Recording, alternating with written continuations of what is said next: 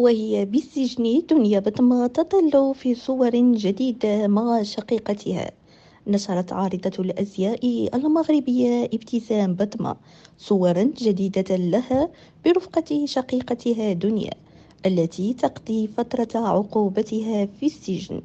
وشاركت ابتسام عبر حسابها الرسمي مجموعة من الصور جمعتها بشقيقتها المطربة المثيرة للجدل، وكتبت فيها رسالة قائلة: أختي سندي وعشرة عمري وروح روحي، قطعة من قلبي، نبع العطاء اللامحدود والحنان والحب والخير.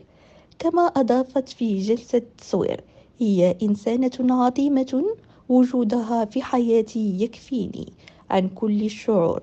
اشتقت لك يا أختي يا رفيقة دربي، الحياة في غيابك عن عيني لا معنى لها ولا طعم لها. كذلك نشرت صور أخرى من نفس جلسة التصوير مع دنيا بطمة، وكتبت: الله يجمع شملنا يا رب ونشوف ضحكتك.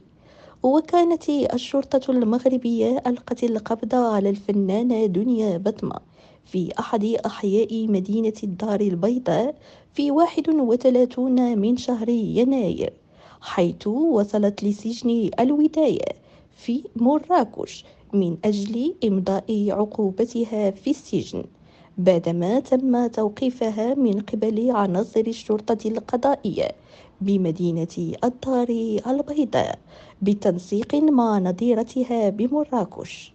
يذكر أن المحكمة الابتدائية في مراكش كانت قد أصدرت حكما بالحبس النافذ 8 أشهر بحق الدنيا العام 2020، يليه الحكم الصادر عن المحكمة الاستئنافية التي أضافت 4 أشهر نافذة لحكم حبسها ليصبح المجموع سنة كاملة.